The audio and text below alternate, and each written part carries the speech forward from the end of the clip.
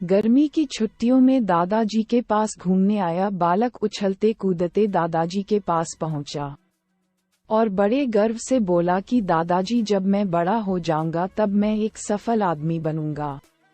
क्या आप सफल होने के कुछ उपाय बता सकते हैं?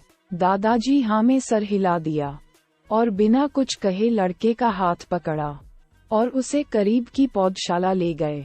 वहां जाकर दादाजी ने 2 छोटे छोटे पौधे खरीदे और घर वापस आ गए।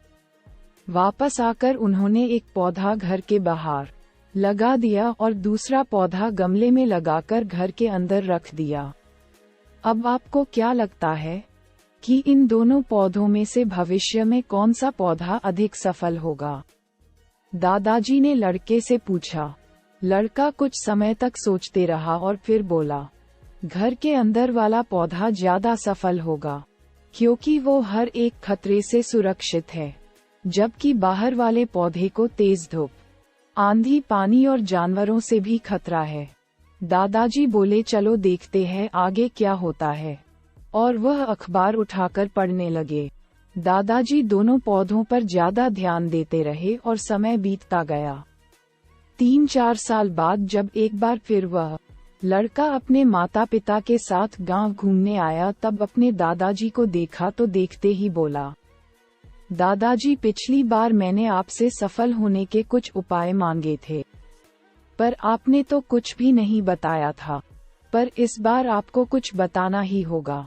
दादाजी मुस्कुराए और लड़के को उस जगह ले गए जहां उन्होंने गमले में पौधा लगाया था। अब वह पौधा एक पेड़ में बदल चुका था।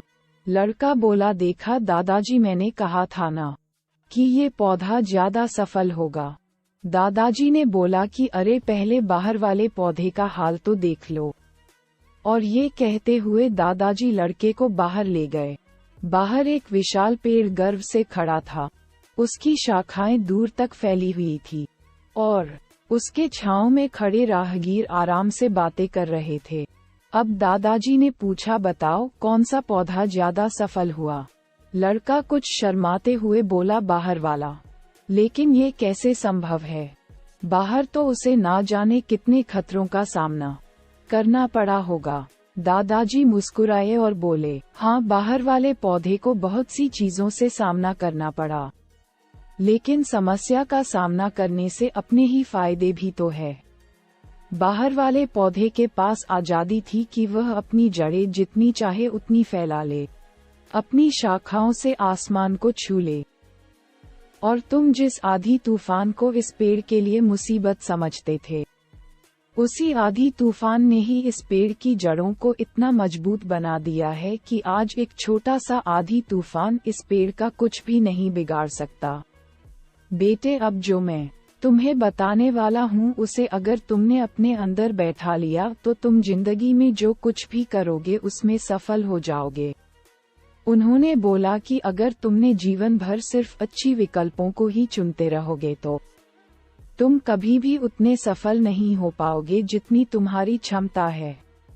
लेकिन अगर तुम तमाम खतरों के बावजूद इस दुनिया का सामना करने के लिए तैयार हो, तो तुम्हारे लिए कोई भी लक्ष्य हासिल करना असंभव नहीं है। लड़के ने लंबी सांस ली और उस पेड़ की तरफ देखने लगा। वह दादाजी की बातों को समझ चुका था। आज उसे सफलता का एक बहुत बड़ा सबक मिल चुका था कि जीवन में हम जिन रुकावटों को हम जितना बड़ा शत्रु समझते हैं, वही हमें मजबूत और जीवन में बहुत ज्यादा सफल बनाते हैं।